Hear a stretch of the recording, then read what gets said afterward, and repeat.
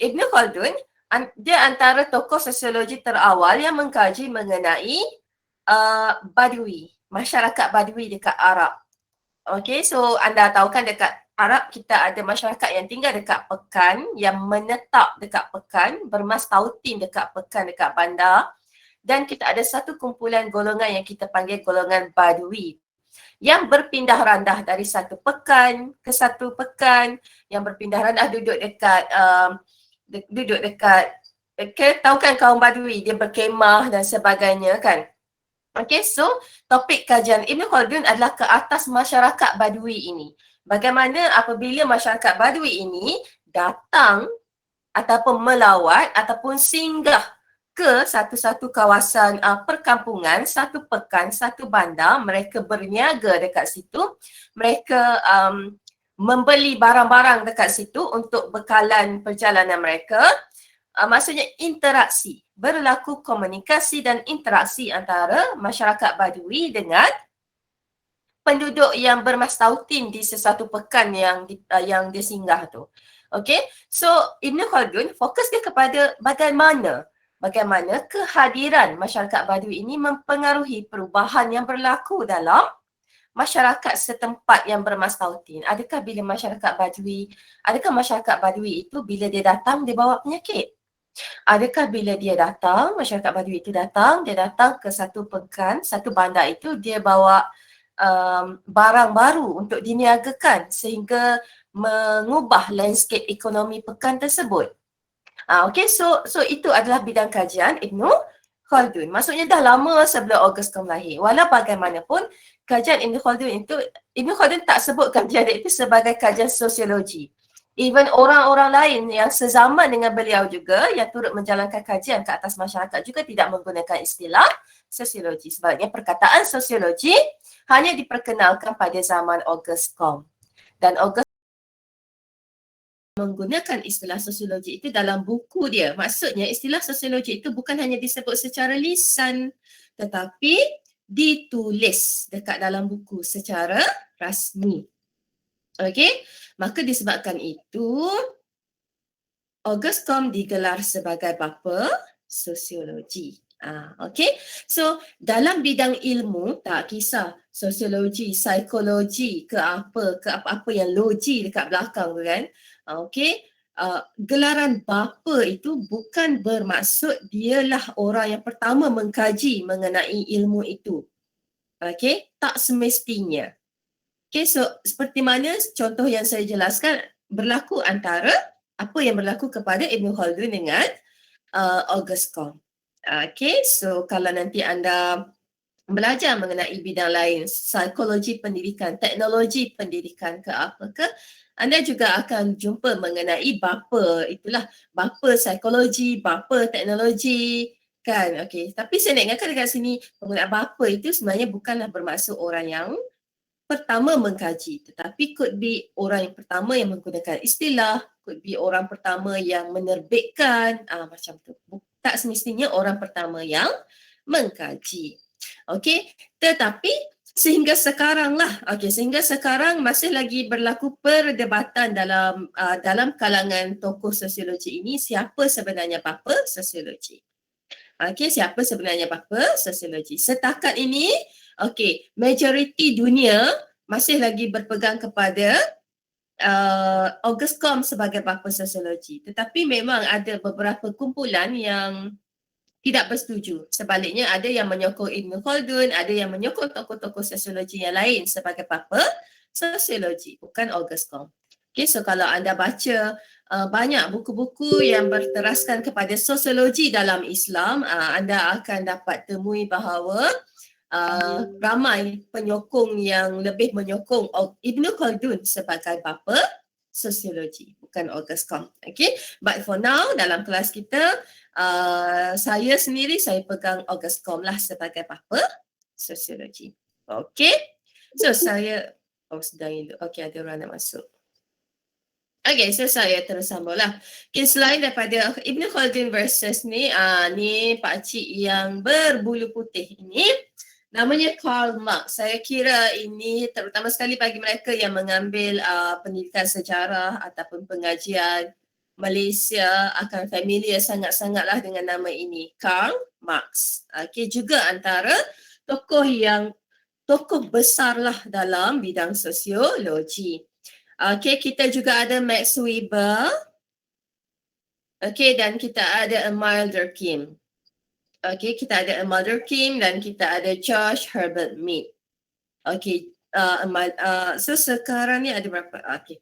So kita ada dalam lebih kurang 6 orang tokoh sosiologi. George Herbert Mead, Emile Durkheim, Max Weber, Karl Marx, Ibn Khaldun dan juga Auguste Comte. Okey, so mereka ini adalah tokoh besar dalam sosiologi. Okey, bermaksud ada ramai lagi tokoh lain lah kan. Dekat dalam dunia ni bukan hanya 6 orang ini sahaja, ada ramai lagi tokoh lain. Tetapi 6 orang ini adalah tokoh besar lah kita kata. Okey, di mana mereka ini ada mazhab mereka masing-masing, ada aliran mereka masing-masing.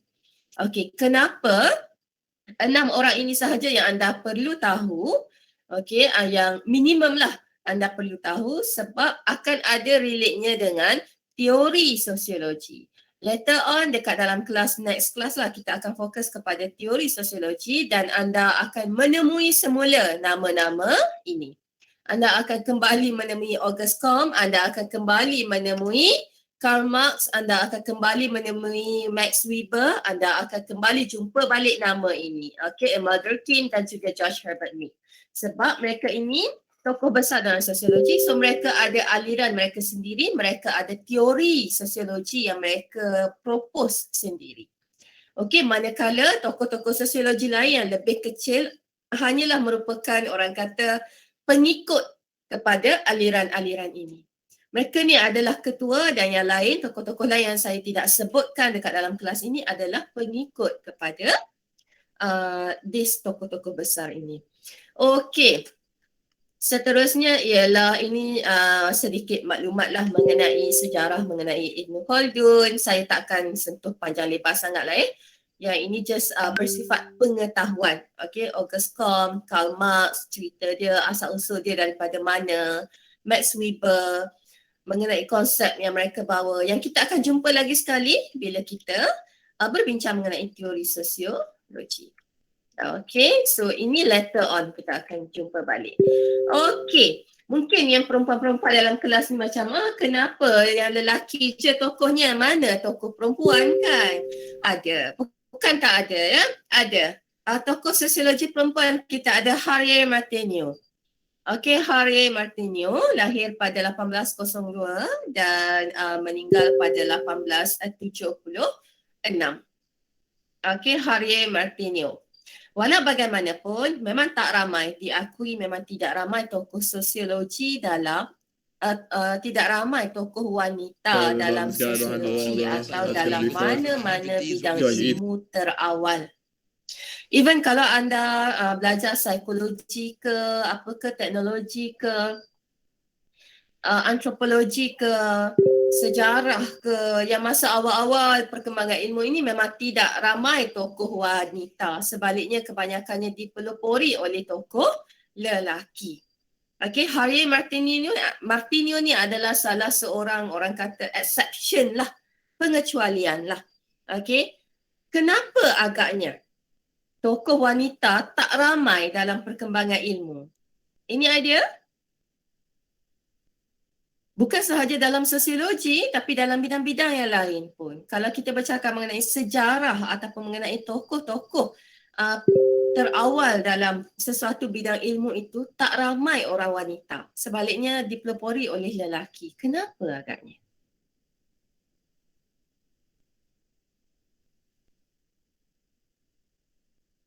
Ada idea? Saya Doktor. Iya, dipersilakan Aiman.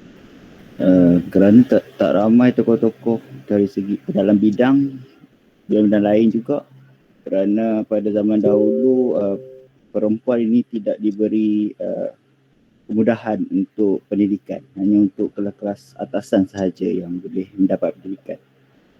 Okay, very good. Idea yang sangat jelas Aiman. Terima kasih. Okay, so sebab simple. Okay, wanita tidak diberi pendidikan pada peringkat awal. Okey, wanita memang tidak mempunyai akses yang sama dengan lelaki pada peringkat awal. Okey, pada peringkat awal wanita memang tak dia sama ada wanita ini sama ada memang tak pergi sekolah langsung atau dia pergi ke sekolah tetapi sekolah yang khusus untuk wanita. Maksud sekolah yang khusus untuk wanita ialah sekolah itu memang mengajarkan wanita untuk tugas-tugas menyediakan mereka untuk menjadi suri rumah tangga. Okey, ada wanita pergi ke sekolah, okey. Pergi ke sekolah belajar memasak, belajar menjahit, belajar menenun, belajar mengait, kan? Belajar mengasuh anak-anak. Maksudnya pendidikan yang diterima oleh wanita, sekiranya mereka menerima pendidikan pun pendidikan yang bercorak sebegitu. Okey, berbeza dengan keadaan sekarang lah. Okey, kecuali kepada certain orang, okey, certain wanita, sesetengah wanita, sesetengah budak perempuan yang berasal dari golongan kaya. Okey, berasal dari keluarga kaya. Even Harry Martinio ini adalah anak orang kaya ya. Beliau ialah ayahnya ialah toke tekstil, ada kilang tekstil, ada kilang kain. Okay, so Harry Martinio ni anak orang kaya. So kita boleh nampak because of anak orang kaya, so dia boleh dapat pendidikan. Dia boleh dapat pendidikan yang hampir sama dengan lelaki-lelaki. Dan bila wanita itu mendapat pendidikan, makanya dia sendiri boleh memperkembangkan ilmu dia. Boleh memperkembangkan talent dia. Okay, so Harry Martinio ni of course lah dia fokus kepada feminism. Okay, sosiologi, feminism, sosiologi. Okey, sosiologi yang berfokus kepada kajian mengenai peranan wanita dalam masyarakat. Okey, so later on kita akan tengok lagi bagaimana feminism itu berkembang dalam sosiologi. Okey, dia ada teori dia sendiri. Okey, terima kasih kepada Aiman Hakim, a very good job here. Okey, so saya teruskan dengan presentation dan mungkin juga tadi anda tertanya, tak ada ke tokoh wanita? Dah ada, salah seorangnya. Okey, kemudian mungkin anda boleh tertanya, tokoh kat Malaysia tak ada ke asyik orang putih je kan? So ada dekat Malaysia salah seorangnya Profesor Dr. Kamarudin Muhammad Said. Ini saya rasa gambar dia dekat UKM yang saya ambil ni. Okey, Profesor Dr. Kamarudin Muhammad Said. Kita juga ada Profesor Emeritus Datuk Abdul Rahman Embong. Saya tak pasti Embong, Datuk Abdul Rahman ni saya rasa UKM juga. Okey, Profesor Emeritus Datuk Abdul Rahman Embong. Mereka berdua adalah tokoh sosiologi lokal. Okey, lokal punya expertise in sosiologi. Dan kalau kita nak fokus kepada sosiologi pendidikan, kita ada Profesor Dr. Amir Hassan Dawi lah. Okey, dari UPSI. Dan ini adalah buku beliau lah, Penteorian Sosiologi dan Pendidikan. Masa saya belajar dulu, saya pakai buku ini untuk belajar sosiologi pendidikan. Tapi kalau untuk anda sekarang ni tak wajib lah, memang buku ni dah tak diterbitkan dah. Ada berapa biji je ada dekat library. So anda tak wajib beli pun, memang tak boleh beli pun lah. Okay, dan sebenarnya konten kelas awak ni tak banyak pun in sosiologi. Anda cuma belajar sosiologi secara teorinya cuma dalam 3 ke 4 kelas sahaja dan the rest is more towards pengurusan. Bagaimana sosiologi fokus kepada pengurusan. Okay, so Profesor Dr. Amir Hassan Dawi, tokoh dalam sosiologi pendidikan. Okay, so itu sahaja mengenai tokoh. Berkenaan dengan tokoh ni anda lebih kepada pengetahuan. Okay, lebih kepada pengetahuan. Dia kalau bukan zaman pandemik, okay, kalau bukan musim pandemik, exam, anda ada exam, anda akan jawab exam ni secara bertulis dekat dalam dewan. Okay, so kalau bukan zaman pandemik, ada exam, yang tokoh-tokoh ni soalan paling glamour masuk dalam soalan peperiksaan. Tetapi sebab anda ni beruntunglah, anda ni bukan zaman pandemik, so anda tak ada exam, anda ada final assessment. Di mana kalau final assessment, kita tak tanya sangat berkenaan dengan teori-teori pembelajaran. Kita lebih kepada pengurusan later on. Okay, so saya dedahkan kepada anda mengenai tokoh, definisi ini lebih kepada untuk pengetahuan anda. Okay. So sebelum kita bergerak ke tajuk yang lain, yang topik seterusnya iaitu perspektif yang memerlukan anda kena berfikir sedikit. Okey, ada soalan mengenai tokoh?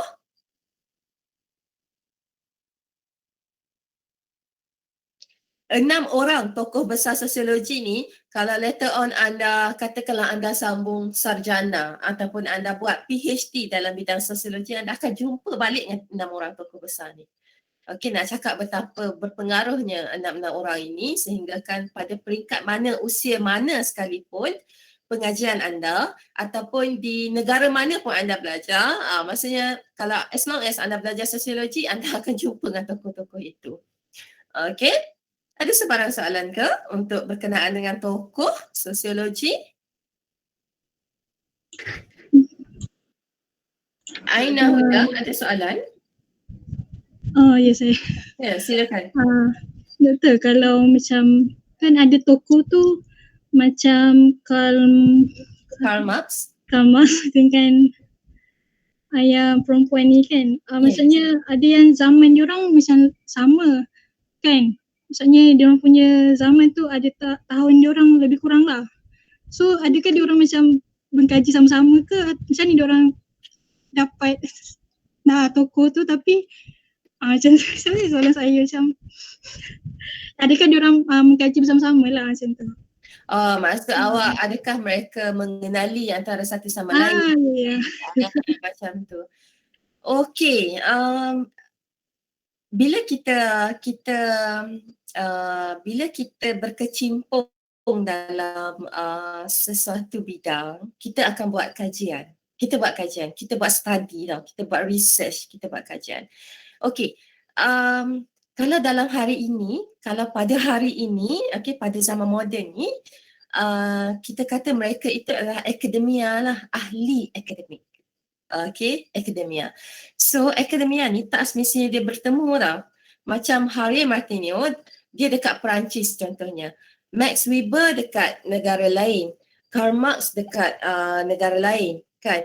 Mereka mungkin berada di Europe, di Eropah, tetapi mereka berada di negara-negara lain. Mereka mungkin bertemu, mereka mungkin tidak bertemu. Okey, ada antara tokoh ni memang tak pernah, walaupun hidup sezaman, mereka tak pernah berjumpa tau antara satu sama lain. Okey, walau bagaimanapun nama mereka dikenali because of kajian-kajian yang mereka buat. Mereka mengkaji, mereka menulis dan mereka menerbitkan penulisan mereka. Okey, macam kalau tokoh-tokoh ini yang 6-7 orang yang saya tunjukkan tadi ni, okey, mereka bukan setakat mengkaji dan mengkaji sesuatu isu berkaitan masyarakat dan orang kata hanya melalui lisan kan. Okey, tetapi dia mengkaji, dia menulis dan dia menerbitkan. Penerbitan itu boleh jadi dalam bentuk newspaper, okey, boleh jadi dalam bentuk majalah-majalah, boleh jadi dalam bentuk masa itu artikel jurnal tak ada lagi lah kan. Selalunya dalam makalah, kita panggil artikel makalah. Okey, makalah ni kan di majalah-majalah, tapi bukan majalah hiburan yang kita baca selalu tu kan. Okey, tapi dia adalah artikel-artikel yang berbentuk akademik. Okey, dan daripada situlah kita akan dikenali. Sama juga macam sekarang pun keadaannya, kalau saya nak analogikan keadaan kesarjanaan mereka pada zaman itu dengan kesarjanaan pada masa kini, ialah mereka tu kalau zaman sekarang mereka adalah akademia lah, orang kata ahli akademik. Okey, so ahli akademik ni kami macam saya adalah ahli akademik lah. Saya ialah pensyarah. Ahli akademik bermaksud mereka yang mengajar.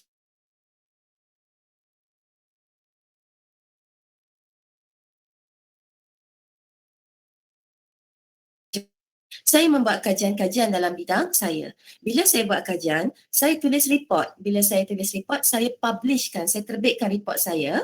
Saya terbitkan report saya itu dalam bentuk artikel jurnal, saya publish dan saya juga masuk pertandingan apa-apa ke, ataupun saya juga membentang kertas kerja saya dekat dalam seminar. Okey, so daripada situ saya akan dikenali. Okey, sekarang memang tak dikenali lah kan. Tapi that is the process yang dilalui oleh mana-mana ahli akademia. Mungkin ada antara anda dekat sini yang berbapakan pensyarah, yang beribukan pensyarah, yang berkakak berabangkan pensyarah. Anda akan melihat itulah kerja seorang akademia atau seorang pensyarah. Okay, and the same goes to macam awak sekarang ni awak buat kajian kan, awak buat kajian PBS. Kajian PBS yang anda buat itu adalah the baby step, langkah kecil untuk memperkenalkan anda kepada nak buat kajian. Okey, lepas tu anda nak kena tulis report, kena submit report kepada saya. Tapi untuk anda yang pelajar semester 1 ni, semester 2 atau semester 3 ni, itu dahulu. Kita kenalkan anda kepada dua perkara itu dahulu. Buat kajian dan tulis laporan. Later on bila anda dah naik ke semester 5, semester 6, semester 7, kita akan kenalkan anda dengan bagaimana menerbitkan kajian anda. Anda akan menulis artikel dan sebagainya. Bagaimana anda buat kajian final year project kan. Anda buat thesis tebal-tebal, lepas tu anda publish. Okay, so that is how kalau saya nak jawab soalan Aina Huda tadi, sama juga yang berlaku beratus tahun dahulu. Okay, this sarjana ataupun this scholar, tokoh ni kita panggil scholar ataupun sarjana dalam bidang sosiologi atau mana-mana bidang ilmu sekalipun. Okay, mereka mengenali antara satu sama lain tak semestinya dengan perlu bertemu face to face, tetapi melalui penerbitan. Okey, penerbitan majalah-majalah atau makalah-makalah artikel akademik. Okey, boleh ya Aina Huda? Boleh Doktor, terima kasih. Okey, so kalau kita menerbitkan, kita buat research, kita menerbitkan artikel, itu kita panggil sarjana lah, scholar. Kalau mungkin kita tak nak buat research tapi kita turun pada kita, contohlah kalau macam saya tak jadi, saya keluar dari perkhidmatan guru dekat sekolah, saya masuk universiti, saya jadi akademia, saya dah masuk researcher, aliran researcher. Kalau macam anda, dah grad nanti, anda nak jadi cikgu dekat sekolah. Anda nak jadi cikgu dekat sekolah, anda tak nak sambung master, sambung PhD dan jadi akademia, anda nak jadi cikgu dekat sekolah. Anda adalah practitioner. Saya researcher, anda practitioner. Okay, and then satu hari, ada pula kawan anda, dia khidmat dekat sekolah sekejap je. Lepas tu dia pergi masuk PPD, dia masuk JPN, lepas tu dia pergi KPM. Okey, mereka itu kita panggil sebagai pembuat dasar, policy maker. So kita ada 3 orang dekat sini, 3 kumpulan dekat sini. Akademia ataupun researcher, practitioner, cikgu dekat sekolah dan juga policy maker, geng-geng pegawai KPM tu. Okey, so perkara ini, hala tuju anda sebagai dalam bidang pendidikan ini, kita akan sentuh dalam tajuk yang terakhir nanti. Saya akan tunjukkan kepada anda bagaimana anda nak merancang perjalanan kerjaya anda. Okay, so for now, kita teruskan kuliah kita pada hari ini dengan perspektif pula. Okay, perspektif sosiologi. Definisi dah saya tik, tokoh pun saya dah tik. Kita teruskan kepada perspektif. Okey, maksud perspektif. Perspektif ialah pandangan, tafsiran, sudut pandang ataupun kaca mata. Kita selalu cakap dari perspektif agama, bermaksud dari sudut pandang agama. Dari perspektif rakyat. Okey, so maksud kita melihat dari sudut pandang rakyat. Dari perspektif pemimpin, maksud kita melihat sesuatu perkara itu dari sudut pandang pemimpin. So itu maksudnya perspektif. Okey, so nak bagi faham mengenai perspektif ni, saya kembali kepada definisi sosiologi yang diberikan oleh Amir Hassan Dawi. Okey, ini kalau anda masih ingatlah kelas kita yang pertama saya telah tunjukkan.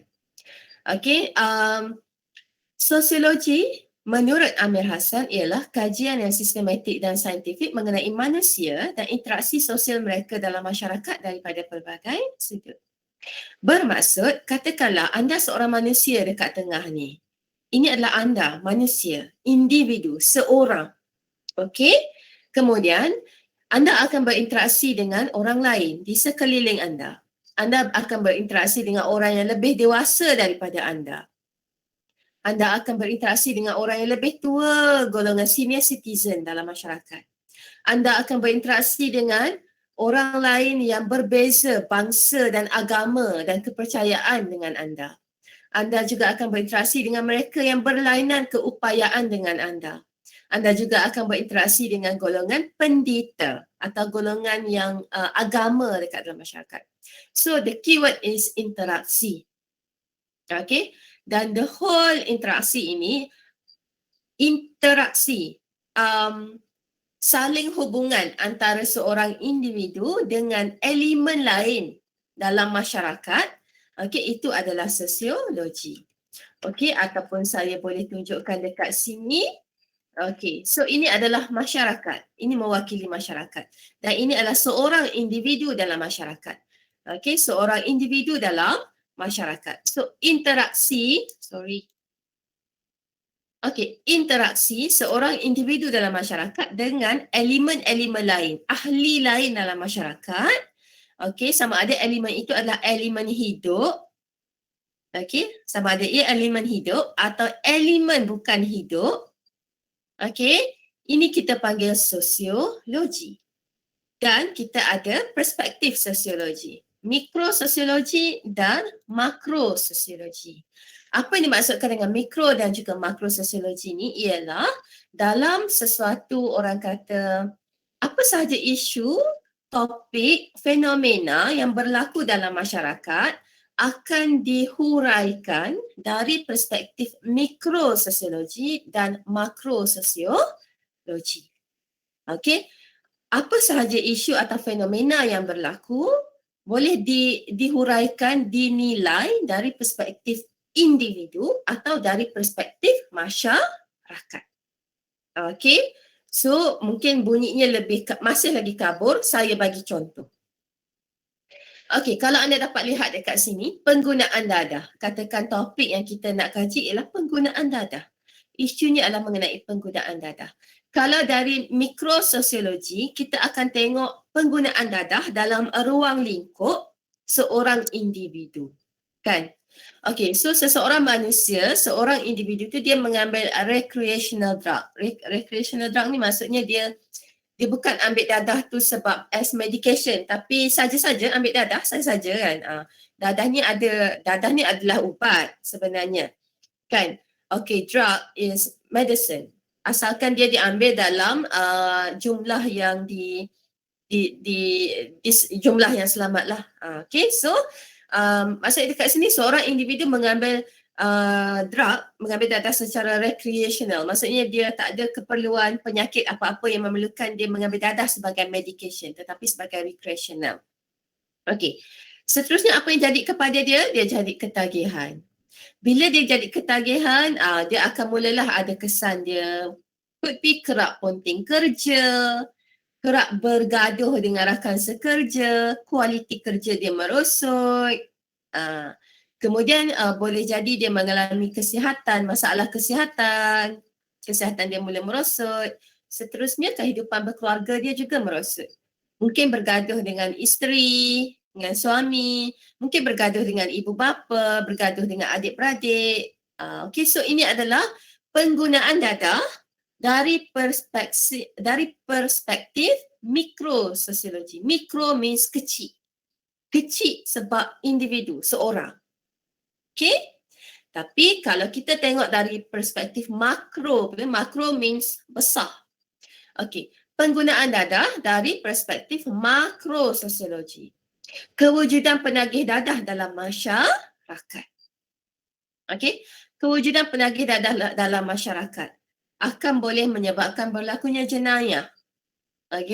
Berlakunya jenayah. Penagih dadah tu mungkin dia terdesak nak duit untuk beli dadah. So dia akan buat macam-macam. Dia sanggup buat macam-macam lah. Sanggup mencuri, sanggup apa lagi? Maksudnya pecah rumah kan, untuk mencuri lah, pecah rumah. So jenayah.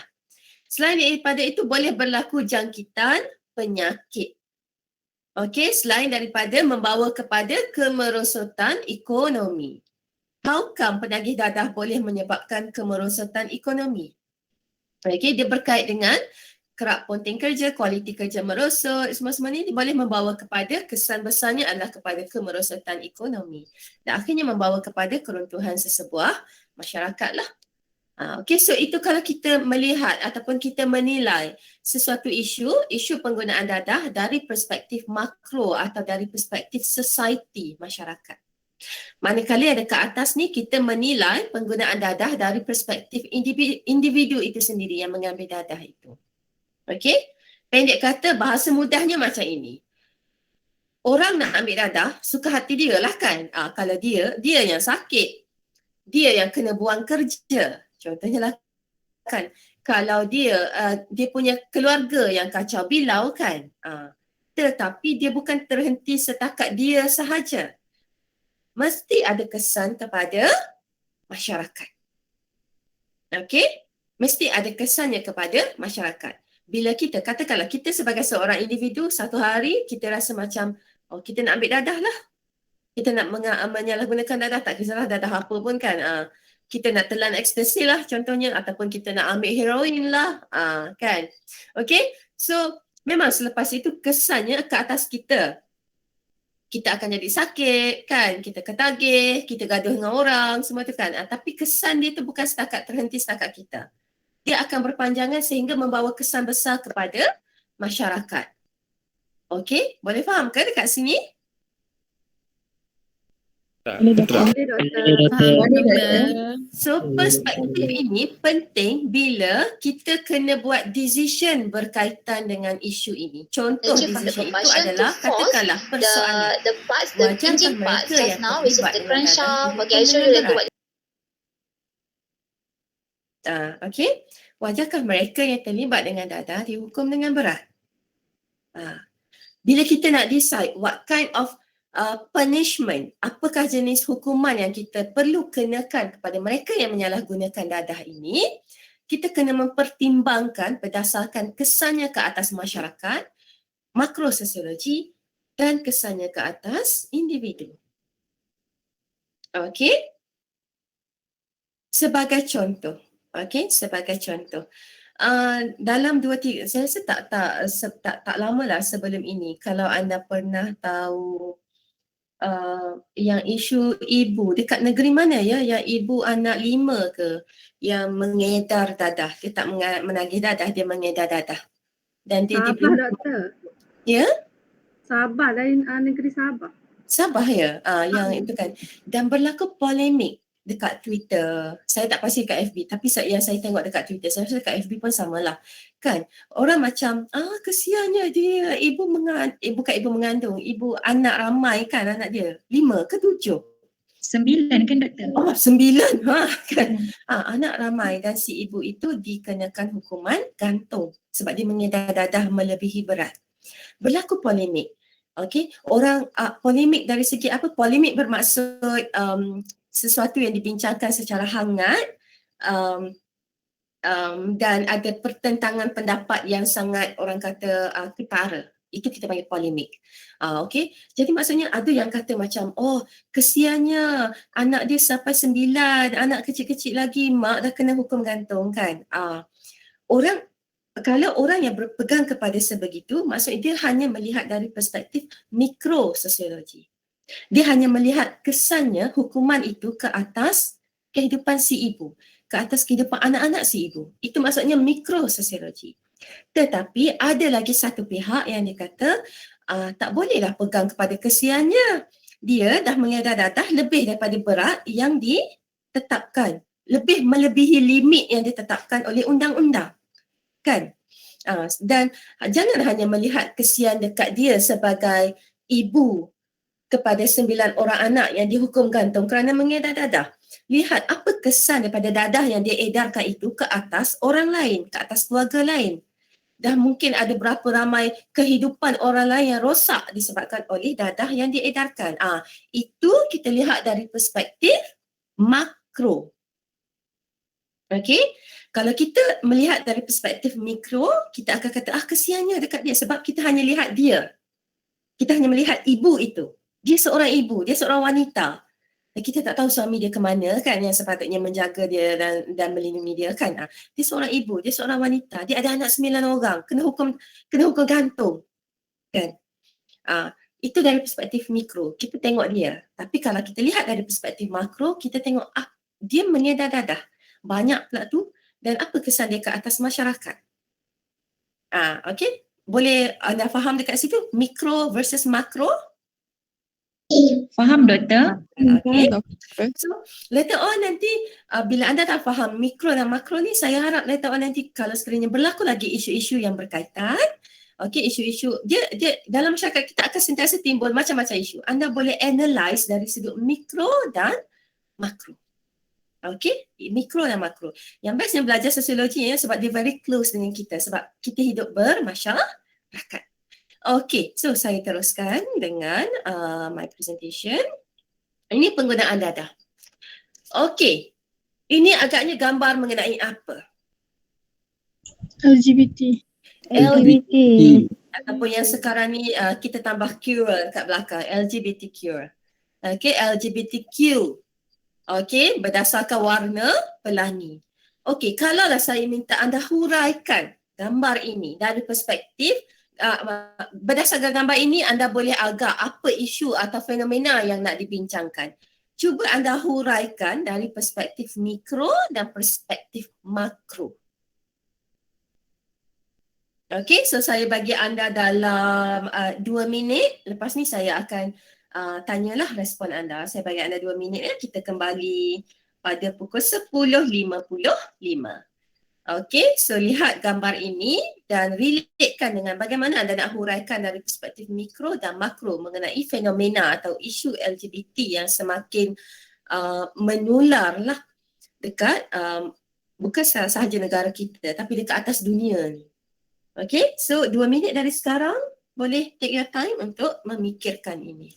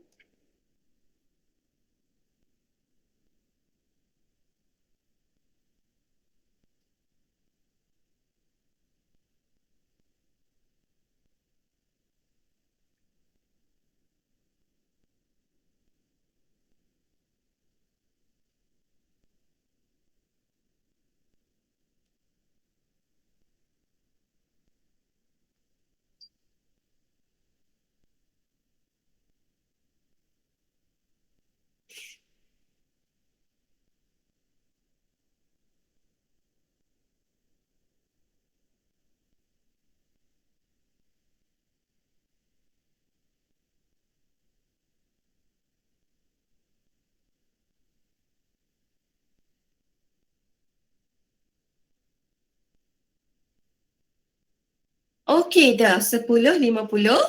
Saya kembali kepada anda. Okey.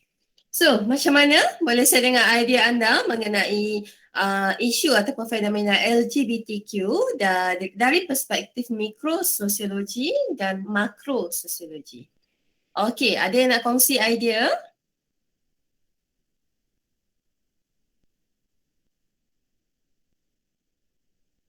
Siapa lagi yang saya tak pernah sebut namanya? Okey, Dina Alma. Ada ke dekat sini? Dina Alma.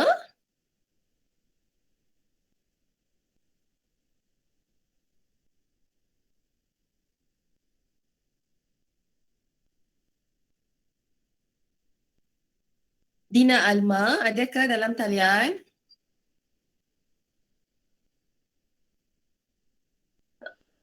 Ya. Okey, silakan Nasrul.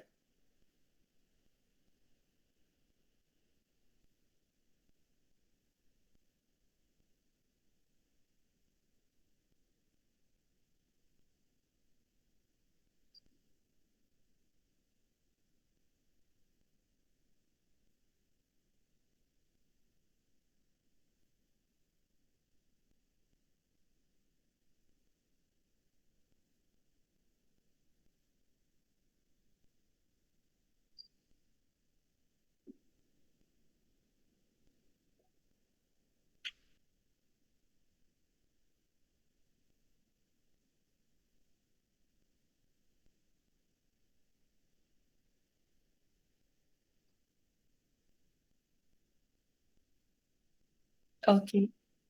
Okey.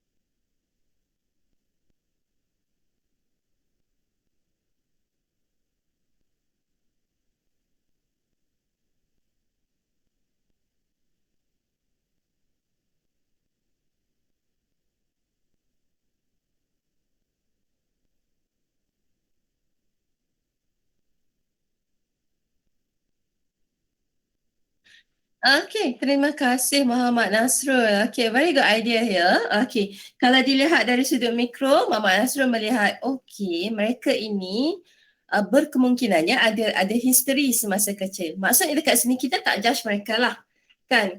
Yes, mereka agak agresif. Kenapa saya kata agresif dekat sini? Agresif dalam memperjuangkan hak mereka. Okay, nak toilet, nak toilet sendirilah kan, segala macam-macam. Okey, diiktiraf dalam ID, okey, dalam identification card, nak ada jantina sendiri kan. Okey, so mereka agak agresif dari segi situ, tapi kalau kita lihat dari perspektif individu mereka yang terlibat dalam LGBTQ itu, could be mereka ada history yang menyebabkan mereka rasa tak boleh nak teruskan dengan kehidupan berpasangan berlainan jantina. Okey, tetapi mungkin juga memang dilahirkan dengan naluri itu, kan? Dan mungkin juga disebabkan oleh satu lagi history ialah lahir, maksudnya saya kira anda juga mungkin ada dalam kalangan anda rakan-rakan kan, lahir dengan ibu bapa nak sangat anak perempuan, tapi lama menunggu anak, alih-alih yang lahir lelaki. Kemudian masa kecil dipakaikan dengan baju perempuan, dihias rambutnya dibiarkan panjang macam perempuan sebab mak dia teringin sangat. Sudahnya secara perlahan-lahan diinstilkan jiwa keperempuanan itu dekat dalam jiwa. Okey, itu boleh jadi satu faktor. Okey, maksudnya sebagai individu kita tak boleh nak salahkan mereka sepenuhnya. Maksudnya bila ada kecenderungan ke arah itu. Okey. Kemudian satu lagi boleh juga dihuraikan dari segi kesan kan. Okey, so mereka ini percaya dan kita juga hormat. Saya sendiri secara peribadi hormat hak mereka untuk nak suka siapa-siapa sahaja. Mereka rasa macam aku lelaki, aku nak suka lelaki, nak jatuh cinta dengan lelaki, nak macam mana kan? Ataupun aku perempuan, aku nak jatuh cinta dengan perempuan kan? Nak macam mana kan? Okey. Itu hak mereka, itu hak, kita panggil itu hak asasi individu lah. Okey, itu hak asasi individu, nak suka dekat siapa-siapa. Personal preference kita kata, kita dekat atas dunia ni kita ada personal preference. Kita suka pakai baju color apa, kita suka warna apa, kita suka makan apa. Itulah personal preference. Termasuklah kita suka siapa. Okay, and then kalaulah ditakdirkan mereka itu sampai ke tahap bukan setakat suka tetapi sampai ke tahap berlaku perhubungan badan, ada sexual relationship, ada sexual activity, mereka terdedah kepada penyakit. In the end, siapa yang menderita? Mereka. Mereka sendiri yang menderita. Okay, kalau nak ikutkan, mereka sendiri yang menderita. Okay, tetapi ada kesannya ke atas masyarakat. Keputusan mereka itu yang mereka ambil untuk akan ada kesannya ke atas masyarakat. Awak bayangkan sebuah negara yang apabila orang kata antara maksudnya dibiarkan bebas. Lelaki nak kahwin dengan lelaki, lelaki nak kahwin dengan lelaki, perempuan nak kahwin dengan perempuan, alang tak kawalah. Tapi satu hakikat, perkahwinan itu tidak akan menghasilkan anak sebab biologi tubuh tidak mengizinkan. So anda bayangkan 10 tahun, 20 tahun, 30 tahun atau even beratus tahun selepas ini, apa jadi kepada sesebuah masyarakat atau sebuah negara yang ada perlakuan bebas sebegini. Okay, bukan hanya dari segi jangkitan penyakit, penularan penyakit pelik-pelik kan, tetapi dari segi penghasilan generasi pelapis. Okay, penghasilan generasi pelapis. Perkahwinan antara lelaki dengan lelaki, perempuan dengan perempuan tak akan menghasilkan anak. Kan sebab biologi tubuh tidak mengizinkan. So apa jadi? Kan? Adakah satu hari nanti masyarakat ini akan tinggal golongan orang tua sahaja? Tak ada anak-anak kecil ni, tak ada pelapis. So sooner or later masyarakat akan collapse. Okay, so back to mereka yang berpegang kepada hak akulah nak bercinta dengan sama jantina pun. Iya, tak ada orang halang. Orang halang sebab, okay, orang halang bukan sebab sayang kat engkau. Masalahnya kesan tu kena dekat masyarakat juga in the end. Okay, so pendek kata, perspektif makro dengan mikro ni kita kena faham dalam kita untuk membuat keputusan. Okay, dalam sosiologi dia tak ada istilah yang kita panggil kubur masing-masing. Pernah dengar tak kita selalu dengarkan bahasa pasarnya, kita kata kubur masing-masing. Suka hati akulah kan. Tak kacau engkau pun, kubur masing-masing. Dalam sosiologi tak ada istilah kubur masing-masing. Sebab dalam sosiologi, walaupun kita buat keputusan tu untuk diri kita buat keputusan tu untuk diri kita. Tetapi confirm ada masalah, ada kesannya ke atas masyarakat. Okay, the same goes to kalau saya boleh kongsikan dengan anda situasi yang berlaku dekat Jepun, dekat Jepun sekarang. Okay, situasi yang berlaku dekat Jepun sekarang di mana golongan tua di negara Jepun tinggi. Bilangannya ramai berbanding golongan muda.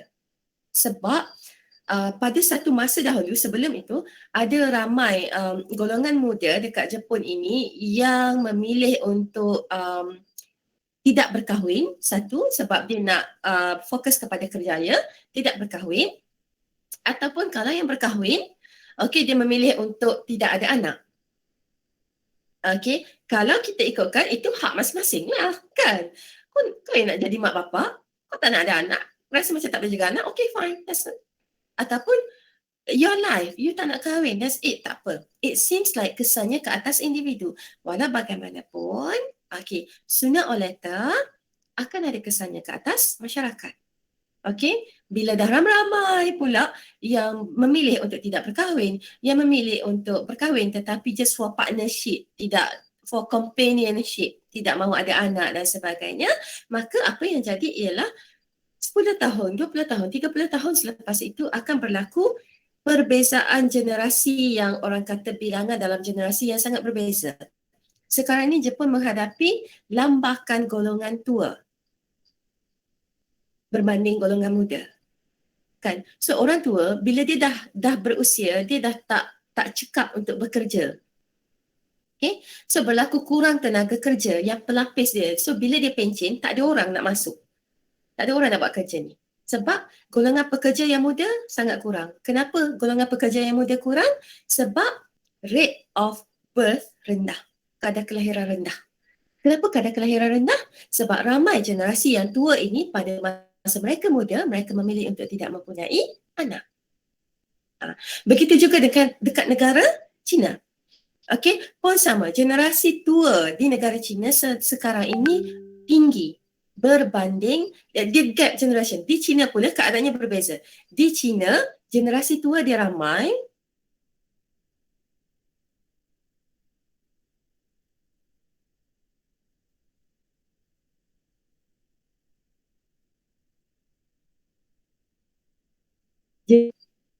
Pada pernah satu masa dahulu China memperkenalkan poli satu anak. Satu family, satu anak. Okay? So, satu family, satu anak, kesannya adalah 10, 20, 30 tahun selepas itu baru kita nampak kesannya ke atas masyarakat. Dan satu lagi isu yang berlaku di negara China sekarang ini ialah bilangan lelaki lebih tinggi daripada wanita. Okay? Pun, kesan daripada polisi satu family, satu anak. Okey, satu family satu anak. Dan bila satu family satu anak, biasanya kebanyakan majoriti keluarga, majoriti pasangan suami isteri, dia nak anak lelaki disebabkan oleh budaya, kepercayaan. Okey, dia nak anak lelaki. So bila anak lelaki diutamakan, maksudnya generasi, orang kata akan tiba sampai satu masanya jantina lelaki, orang lelaki akan lebih ramai dalam masyarakat berbanding wanita. Okay, so bila ramai lelaki bermakna wanita, okay, so dia akan ada kesan panjang ni. Macam mana dia nak berkahwin nanti kan pasangan tu tak match. Ramai lelaki lebih ramai daripada wanita. So bila rate of perkahwinan pun akan tak match, tak padan, kadar perkahwinan juga akan jadi rendah. Bila kadar perkahwinan rendah, kadar kelahiran juga akan rendah. So dia punya kesan tu akan jadi makin panjang. Okay, so dalam sosiologi kita tidak ada orang kata keputusan yang kita ambil hanya kesannya ke atas diri kita, tetapi confirm lama kelamaan kita akan nampak kesannya ke atas masyarakat, sebab manusia ini dia hidup dalam masyarakat. Kita tak hidup seorang. Okay, so itu maksudnya perspektif mikro, perspektif makro. Apa-apa sahaja keputusan yang kita buat kena melihat dari pelbagai perspektif, sama perspektif mikro dan juga perspektif makro. Okey, boleh faham ke kat situ? Boleh Doktor. Faham doktor? Sekali tanya, sekarang faham tak? Kalau saya bagi soalan sekali tak boleh jawab juga. Okey, tak apa. Itu secara perspektif mikro dan makro dalam sosiologi secara universal sosiologi lah kan. So sekarang ni saya fokus kepada dalam konteks pendidikan, perspektif sosiologi dalam pendidikan, sebab fokus kita sebenarnya sosiologi pendidikan. So saya bagi contoh, kalau dalam konteks pendidikan, katakanlah topik kita, isu kita, fenomena kita adalah sekolah jenis kebangsaan atau sekolah vernacular. Kalau kita lihat dari perspektif mikrososiologi, kalau dari perspektif mikrososiologi, hak asasi individu untuk belajar dan mengamalkan budaya etnik sendiri. Kalau kita lahir sebagai orang Melayu, kita punya hak kita lah untuk belajar mengenai budaya orang Melayu, nak belajar mengenai adat resam orang Melayu. Tak ada orang atas dunia ni boleh halang kita. Itu hak kita. And sama juga kalau kita lahir sebagai orang Cina, hak kita lah nak belajar mengenai budaya kita, mengenai adat resam kita, mengenai pantang larang etnik kita, kaum kita, hak kita masing-masing. Okey, selain pada itu, dari perspektif mikrososiologi juga kita ada kewujudan generasi banana. Siapa itu banana? Any idea siapa itu banana? Banana is pisang. Generasi banana. Pernah dengar ke generasi banana?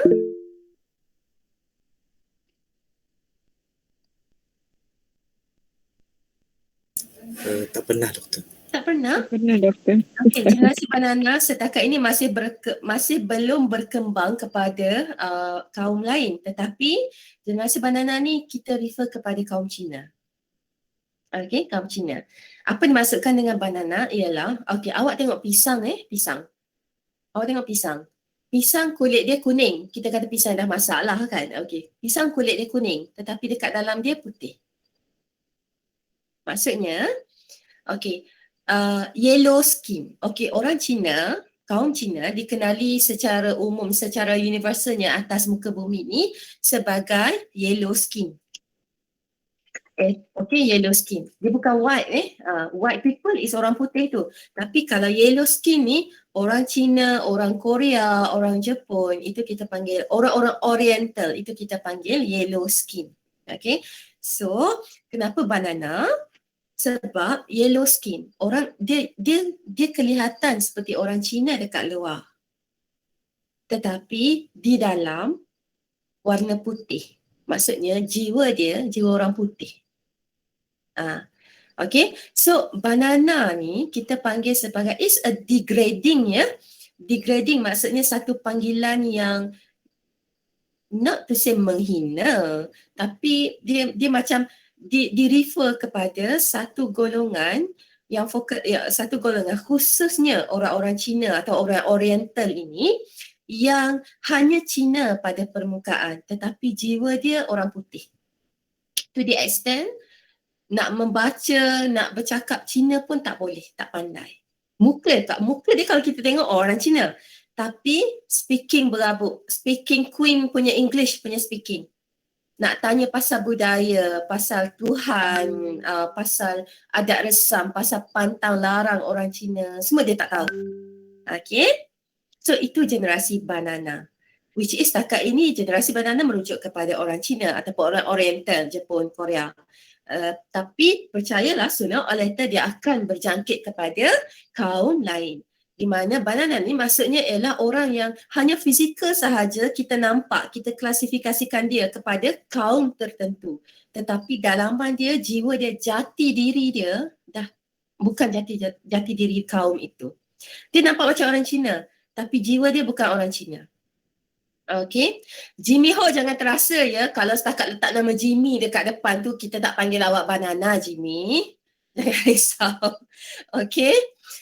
Ini ini berlaku terutama sekali kepada kalau dekat Malaysia ni kepada orang-orang Cina yang orang kata anak orang kaya yang lahir-lahir je dia dihantar belajar dekat England, dekat US sehingga budaya dekat sana membentuk jati diri dia. Balik Malaysia tak reti nak cakap Cina, memang tak reti, nak membaca Cina pun tak reti. Apatah lagi lah nak tahu pasal pantalarang, adat resam semua. Agama pun dah convert lah. Okay. So itu maksud banana.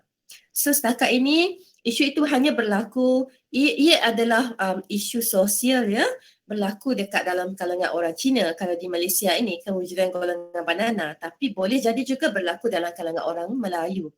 Okey, contohnya macam berapa ramai antara kita yang dekat sini yang tak reti membaca Jawi, tak reti nak tulis Jawi. Jawi itu tulisan orang Melayu. Sistem tulisan orang Melayu Jawi. Tapi berapa ramai antara kita dekat sini yang tak reti pun nak tulis. Baca Jawi pun merangkak-rangkak. Ini kalau signboard dekat atas jalan tu kan, dia tulis sepenuhnya dalam Jawi, tak ada tulisan Rumi, mau awak accident kan, mau awak terlepas simpang. Okay, so kehilangan budaya, kehilangan jati diri, kehilangan itulah benda-benda yang mendefinisikan sesuatu bangsa itu adalah sesuatu yang merisaukan. Okay, so kalau saya nak kaitkan dengan sekolah SJK ini, okay, kewujudan generasi banana ni adalah sesuatu yang merisaukan lah. Okay, dan disebabkan itu sekolah dijadikan sebagai pusat untuk pemuliharaan budaya etnik. Okay, sekolah sebagai pusat untuk pembudayaan etnik. Dekat sekolah lah kita didik generasi-generasi baru ni mengenai budaya kita. Okay, so itu standnya, itu prinsipnya yang dipegang oleh mereka yang menyokong pengekalan sekolah jenis kebangsaan. SJKC, SJKT, okay, itu dari perspektif mikro. Tetapi kalau dari perspektif makro, masyarakat Malaysia keseluruhannya, okay, apabila wujudnya sekolah jenis kebangsaan, apabila wujudnya sekolah kebangsaan, sekolah swasta lagi, macam-macam sekolah, dibimbangi hasrat pendidikan yang disepakati dalam penyata dan dasar pendidikan lepas tidak tercapai. Kita negara yang berbeza, yang berbagai kaum. So matlamat pendidikan kita, sama ada penyata razak ke, Rahman Talib ke, dasar pendidikan kebangsaan ke, falsafah pendidikan kebangsaan ke, matlamat utamanya adalah untuk menyatu padukan. Okey, walau bagaimanapun dengan kewujudan pelbagai jenis sekolah, sekolah agama lagi, sekolah kebangsaan lagi, sekolah menengah jenis kebangsaan sekolah jenis kebangsaan lagi, sekolah kebangsaan agama lagi kan.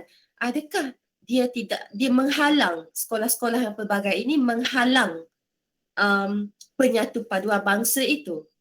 Okey, sekolah sepatutnya berperanan sebagai melting pot. Kan? Kita masukkan semua anak-anak daripada pelbagai bangsa, latar belakang, agama dan budaya ini masuk dalam periuk kita dan bagi dia bercampur dekat dalam tu. Okey, sebab tujuan kita nak membina negara bangsa. Pembinaan negara bangsa Malaysia. Okey, so persoalannya, adakah sekolah jenis kebangsaan wajar dihapus atau dikekalkan? Okey, ini persoalannya. Dan kita nak menjawab persoalan ini. Wajar ke SJK dihapuskan? Wajar ke SJK dikekalkan? Kita bukan hanya tengok dari perspektif mikro, duk risau mengenai kewujudan generasi banana, semua-semua ni kan. Tapi kita juga kena melihat dari perspektif makro. Okay. So itu perspektif sosiologi dalam pendidikan. Okay. Contoh kedua ialah mengenai kewujudan kanak-kanak tanpa warga negara atau stateless children. Kalau orang Sabah, siapa yang ada dekat, mungkin anda yang Sabah dekat sini, anda tahu golongan Palau? Pernah dengar kan golongan Palau yang Pernah doktor. kan? Okey. Palau ni dia duduk dekat dekat laut. Dia duduk dalam sampan, Ya, dalam perahu. betul-betul. Kan dia floating tau. Dia bukan dia tak ada warga negara. Kita tak tahu dia could be datuk nenek dia mungkin orang Malaysia, mungkin orang Filipina. Tapi sebab mereka duduk atas laut dan mereka ini lahir dekat atas laut. Kanak-kanak ni lahir dalam bot dekat atas laut. So mereka tidak ada warga negara. Itu kita panggil stateless children. Dari perspektif mikrososiologi, mereka ini adalah golongan yang tidak ada dokumen pengenalan diri yang membuktikan kerakyatan. Dia bukan rakyat Malaysia, dia bukan rakyat Filipina, dia bukan rakyat pulau mana-mana. Tidak. Okay. So disebab dia bukan rakyat mana-mana negara, so dia tak ada pendidikan. Dia tidak boleh dapat pendidikan. Bila dia tak ada pendidikan, dia tak boleh bekerja. Kalau dia bekerja pun, dia bekerja kita panggil odd jobs, kerja dengan upah, dan even upah yang sangat-sangat rendah. Okey, upah yang sangat rendah. Okey, dan bila dia tidak ada sumber untuk hidup, sumber pendapatan tidak ada kan. So dia akan ada efek, mungkin pertimbangan dan nilai moral kehidupan mereka tidak menepati norma masyarakat. Kan? Boleh berlaku jenayah, boleh berlaku masalah sosial, boleh berlaku penyakit sebab mereka tidak mempunyai kemudahan, tidak mempunyai akses kepada kemudahan kesihatan. Okay, sebab dia bukan warga negara mana-mana. So dia tak boleh dia orang kata kalau dia nak pergi klinik, dia sakit ke apa ke, dia nak buat macam mana. Okay, dan sebab itu kadar kematian dia tinggi. Survival rate dia rendah tapi kadar kematian dia tinggi. Itu dari perspektif mikrososiologi. Dari perspektif makrososiologi, kewujudan mereka ini boleh mengundang jenayah dan gejala sosial dalam masyarakat. Bila mereka sangat-sangat hidup dengan sumber yang sangat limit, terbatas, duit tak ada, makanan tak cukup kan. Okay, so terdedah kepada mereka buat keputusan untuk melakukan jenayah dan sebagainya. Or even mereka tak anggap ia jenayah. Sebab mereka tak tahu, ada ambil duit orang itu adalah satu kesalahan contohnya. Okay, kita sebagai masyarakat ni kita yang belong to each other ni kita ada rule kita ada norma yang kita kena ikut kan. Mereka mungkin tidak berpegang kepada norma itu. Okay, and then berlaku risiko penularan penyakit. Boleh jadi persaingan kerja ataupun upah kan. Kalau mereka turun ke darat, mereka turun ke darat, singgah ke darat sekejap, pergi dekat pasar, ambil upah tolak bakul sayur contohnya, ambil upah tolak bakul ikan contohnya. Tokek akan bagi upah yang berbeza daripada upah mereka yang rakyat kita. Sebab tahu golongan ini dia nak ke mana kan, dia nak pergi report polis ke apa ke kan, apa yang dia tahu kan. Okay, so ada berlaku penganiayaan dekat situ.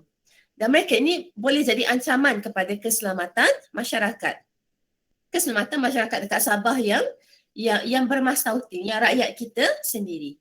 Dan ia adalah pertimbangan dari sudut mikrososiologi dan juga makrososiologi ini perlu bagi menjawab persoalan contohnya, wajarkah kita memberi pendidikan kepada mereka? Wajarkah kita memberi pendidikan kepada mereka? Kan? Mereka bukan rakyat Malaysia, tetapi disebabkan keadaan inilah yang akan berlaku sekiranya mereka tidak dikawal. Adakah penyelesaiannya adalah dengan kita Malaysia memberi pendidikan kepada kanak-kanak tanpa warga negara ini? Adakah memberi pendidikan kepada mereka akan memberi penyelesaian kepada isu-isu ini, kesan-kesan yang mereka akan bawa ini? Adakah dengan memberi pendidikan kepada mereka akan membantu mereka untuk survive? Adakah cukup dengan hanya memberi pendidikan, mengajar ABC kan, mengajar basic lah, numeracy, literasi dan numeracy, ajar ABC, ajar mengira, dan mereka ke mana selepas itu? Kalau kita beri pendidikan kepada mereka, dan lepas tu mereka akan guna pendidikan itu untuk apa? Adakah kita sediakan peluang pekerjaan untuk mereka nanti? Kan? Setakat beri pendidikan je ke? Bagaimana dengan dokumen pengenalan diri? Adakah satu hari nanti mereka akan claim nak pula dokumen pengenalan diri? Okay? So ini adalah antara isu-isu dalam pendidikan yang sehingga sekarang masih diperdebatkan. Okay? Secara mikrososiologi kita simpati dengan mereka. Yes, kita simpati. Humanity, kemanusiaan. Kita simpati atas dasar humanity. Okay, tetapi kita juga kena lihat kesan mereka ke atas masyarakat. Adakah dengan hanya memberi pendidikan kepada kanak-kanak ini akan menyelesaikan masalah?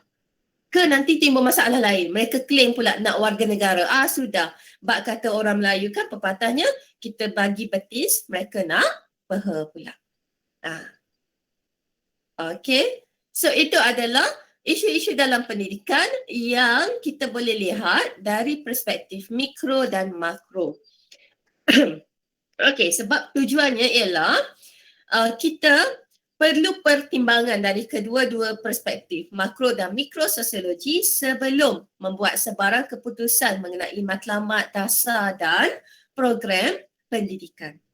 Okay, whoever yang berada dekat atas, the policy maker, okay, pembuat dasar, okay, bila dia buat dasar, dia buat target, dia buat sasaran, dia buat program pendidikan, dia buat kurikulum, dia buat penilaian. Okay, dia perlu mempertimbangkan dari perspektif makro dan mikro sebab dan akibat kepada keputusan yang diambil. Okay, boleh ke clear ke kat sini apa yang saya cuba sampaikan dalam kelas pada hari ini? Clear, Doktor. Clear ya? Clear, Doktor. Faham, Doktor. Okay, so kalau clear, ini adalah soalan forum anda yang pertama. Okey, soalan forum anda yang pertama. Memandangkan hari Khamis nanti kita cuti di Pavali. Okey, so saya untuk kelas hari Khamis saya tak adalah sebab cuti di Pavali. Okey, so saya gantikan dengan forum yang pertama. Pilih satu isu dalam masyarakat atau dalam pendidikan masa kini, huraikan isu itu dari perspektif mikrososiologi dan makrososiologi. Okey. Nanti saya akan masuk. Saya belum tulis lagi soalan forum. Ini adalah soalan forum tapi saya belum masukkan lagi dekat dalam My Guru. Sebentar nanti saya masukkan. Okey, pilih satu isu dalam masyarakat atau dalam pendidikan, isu pendidikan masa kini dan huraikan isu itu dari perspektif mikro dan makro. Okey? Contohnya lah ini. Ini adalah isu masyarakat. Agak-agaknya isu apa ni? Isu vaksinasi. Anti-vaksin. Dan isu vaksinasi. Anda boleh bincangkan dari perspektif penting ke vaksin?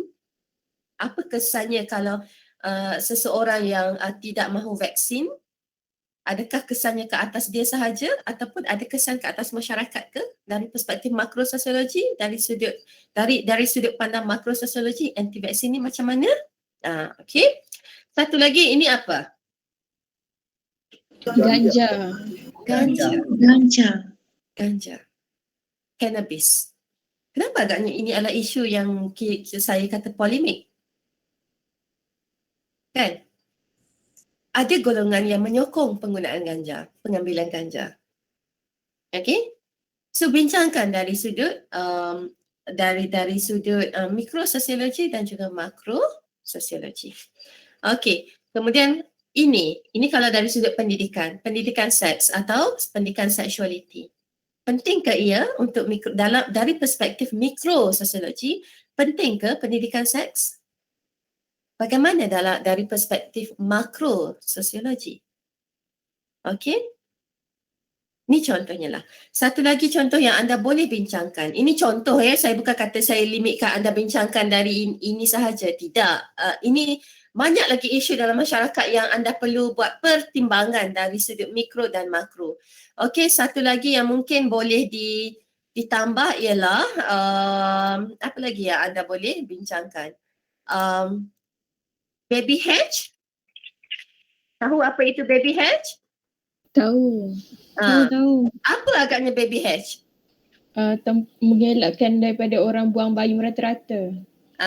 Baby hatch ni ialah tempat di mana mereka unwanted baby, kita kata baby yang tidak diingini, yang tidak dimahukan. Okay, it could be baby itu anak daripada illegal relationship. Okay, anak daripada out of wedlock lah, anak bukan orang kata anak luar nikah. It could be anak halal, bukan anak haram, anak halal. It could be anak halal, ibu bapanya ada ibu bapa tetapi mungkin kekangan ekonomi dan sebagainya. Pendek kata mereka ni dikelaskan sebagai unwanted babies. Baby hash adalah tempat untuk penjaga mereka, ibu bapa mereka meletak atau meninggalkan mereka. Baby hash. Okey, berlaku polemik dalam masyarakat juga. Adakah kewujudan baby hash ini akan menggalakkan penzinaan? Contohnya. Dan okey, satu lagi mungkin isu dalam masyarakat ialah marriage for companionship. Okey. Satu lagi adalah mengenai marriage for companionship. Okay, marriage for companionship ni pun sama juga.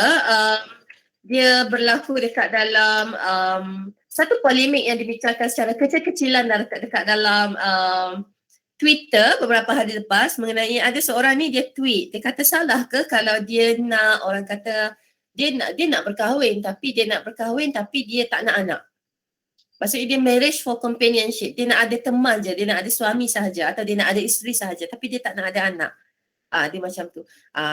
Dia mencetuskan polemik jugalah walaupun secara kecil-kecilan. Maksudnya adakah dari sudut mikro macam mana? Dari sudut makro ni macam mana? Adakah marriage for companionship ni akan ada kesan kepada masyarakat kita later on?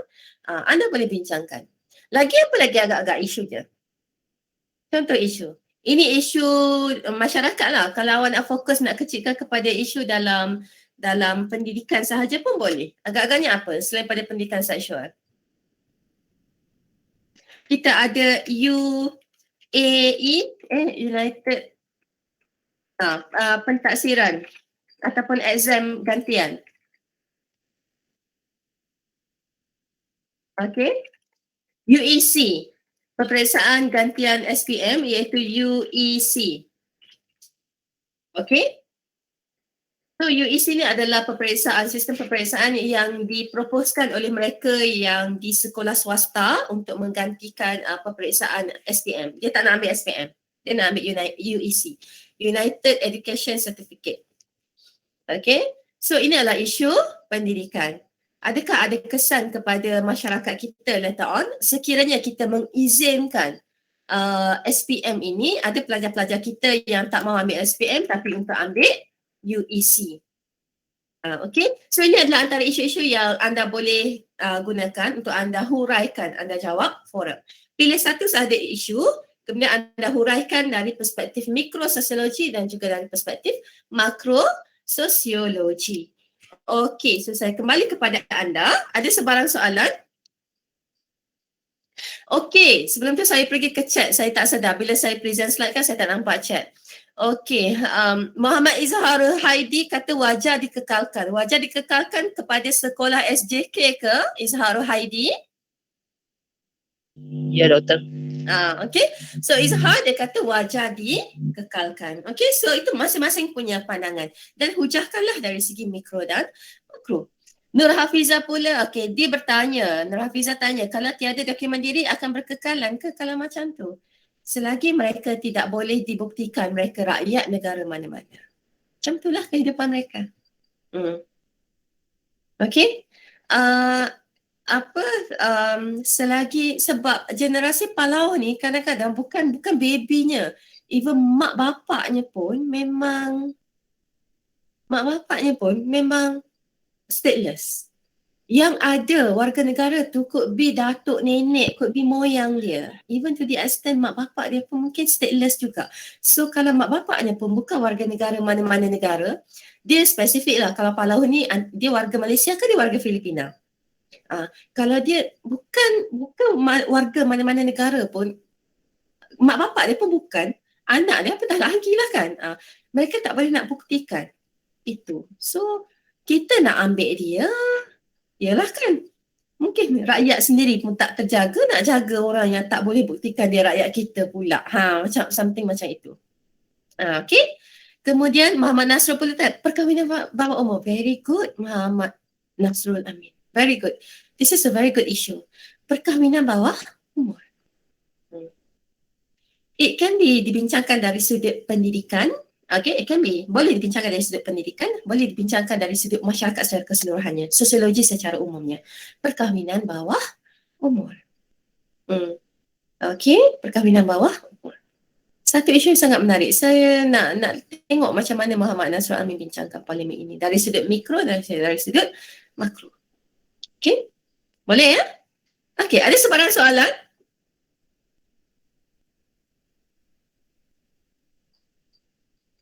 Ada sebarang soalan ke?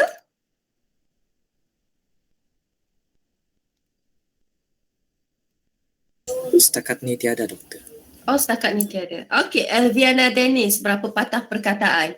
Okey, kalau dari segi patah perkataan ni dalam jangan lebih, saya susah nak cakap patah perkataan ni sebab dia berbalik kepada bagaimana anda menghuraikan isu itu. Kan, tapi dia macam anda buat macam rumusan macam tu lah, dalam 80 macam tu cukup. Maksimum dah tu 80 tu. Tak payah nak panjang-panjang sangat. Sebab silap pun kalau panjang sangat kan awak, saya tahulah awak bukan guna ayat awak sendiri pun copy je mana-mana kan. Kan sedap tu menuduh kan. Okay. So dalam macam awak buat rumusan macam tu. Yes, Azman Sampang, doktor, untuk forum perlukan respon rakan-rakan. Ya, perlu. Okey, dekat dalam My Guru saya ada tunjukkan contoh respon yang macam mana yang saya akan bagi markah, contoh respon yang macam mana yang saya tak akan bagi markah. Okey, saya lecturer yang bukan tengok bukan kira sahaja ya respon berapa kali anda respon forum, saya baca satu persatu jawapan anda. So kalau anda ada 88 orang, maksudnya sekurang-kurangnya 88 jawapan yang saya kena baca. Instead saya lebihlah daripada itu sebab saya kena baca juga respon anda kepada rakan-rakan yang lain. Okay. So perlu ada respon kepada rakan. Sekurang-kurangnya 2. Satu forum 4 markah. Respon anda kepada jawapan respon anda kepada soalan saya tadi, soalan forum tadi 2 markah. Okey, manakala respon anda kepada 2 orang rakan, masing-masing 1 berjumlah 2 markah. So 2 markah tambah 2 markah, 4 markah lah. Okey, ada lagi soalan? Kalau rasa malu-malu kucak untuk bercakap, boleh tulis dekat chat lah. Doktor nak tanya. Ya, silakan Azmaliza. Mengenai tugasan kumpulan tu kan. Kalau dah siap buat objektif, boleh ke minta doktor tolong cek? Boleh. PM saja saya. Okey doktor. Terima PM saja kasih. saya. Dia kalau setakat nak minta saya cek semua-semua tu just PM sahaja ya. So that senang. PM kan cepat kan dekat WhatsApp kan.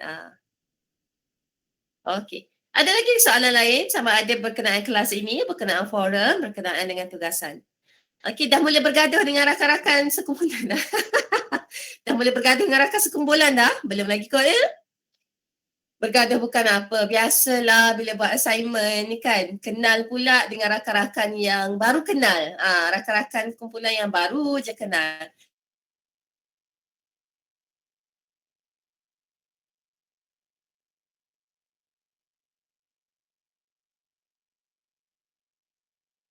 Yang susah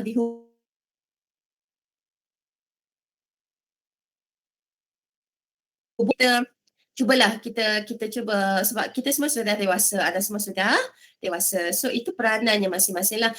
Peranan ketua untuk mengawal, atur tugas masing-masing ahli kumpulan dan tanggungjawab dan juga peranan individu anda untuk bertanggungjawab. Sebab ingat ya, PBS dan juga pembentangan adalah markah kumpulan. Okay, dia adalah markah kumpulan. So kena bertanggungjawab lah. Tak best lah nanti kan kita dapat markah baik-baik, elok-elok disebabkan oleh hasil kerja orang lain. Kita tumpah nama sahaja. Nanti kan rasa nak naik, bila dah konvo nak naik pentas pun rasa bersalah. Rasa bersalah. Yes, Nasrul Amin. Kalau sudah siap objektif boleh mulakan temu bual. Boleh mulakan temu bual. Okey. Makin cepat awak siap, makin awak tu. Masa awal-awal kelas ni je yang awak kena dengar saya membebel. Next kelas nanti awak asyik dengar orang present je. Awak just masuk kelas ni dan dengar. Okay, dan adalah soalan-soalan perbincangannya kan. Okay, ada lagi soalan?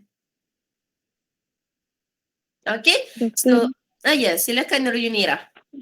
doktor yang ada forum tu dia ada dekat kita punya My Guru tu, itu kira forum kedua. Ada forum? Oh, ada forum kan? Yang bincang satu strategi tu. Okey.